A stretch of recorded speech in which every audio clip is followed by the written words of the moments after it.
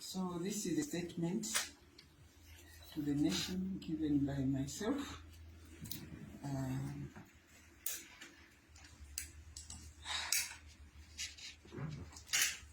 Dear countrymen, women and youth, from the onset, I wish to take this opportunity to thank the President of the Republic of Zambia, Dr. Edgar Chagwa Lungu, for having appointed me as the first female vice president of our country. This was a historic milestone in the recognition of women as partners in leadership at the highest level of government. Your Excellency, I thank you. Furthermore, I wish to state that I executed my functions, including the daunting task of being leader of government business in Parliament,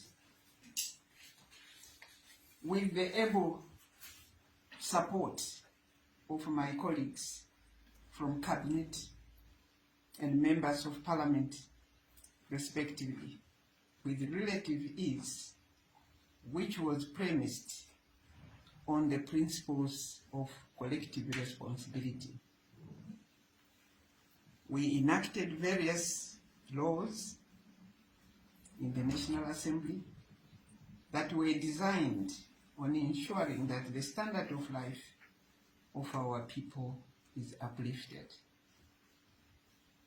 I must confess that the Vice President's question time was indeed, and at times, very challenging, but it provided a suitable opportunity for us as government to be scrutinized by the people through their elected representatives. I'm delighted to observe that we acquitted ourselves as a government to the people every Friday. In the quest of uplifting the lives of our people in times of climate-induced calamities like droughts, pests, floods, including the new phenomenon of COVID-19 pandemic, I am pleased to note that my team at the Disaster Management and Mitigation Unit, DMMU, were always on hand to ensure that we minimize the carnage and save lives, which in my view is the most fundamental human right that a person has as envisaged in our Constitution and the international conventions.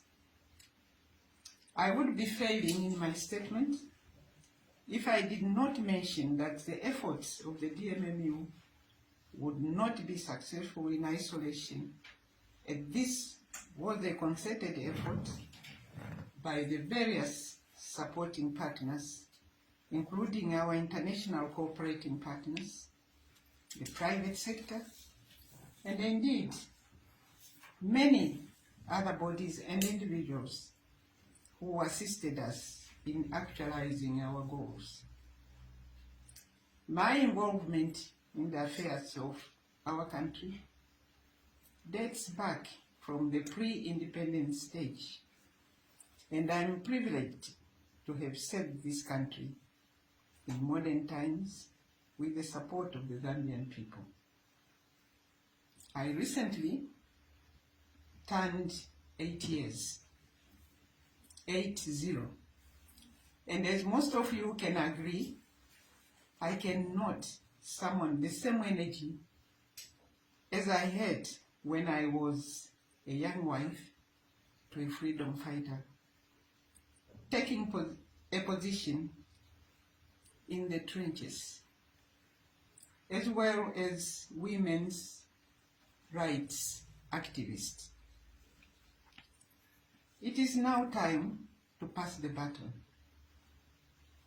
I have reached a stage in my political journey where I need to take a different role that will see a new generation of leaders take charge of the affairs of our country. Especially now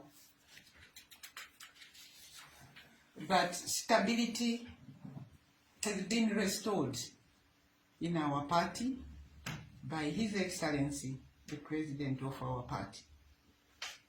I wish to take this time to commend our party President, Dr.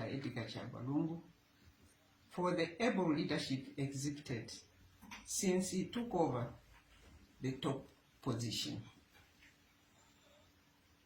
Countrymen, women and the youth, I wish to inform the nation that I have communicated to the President of the Republic,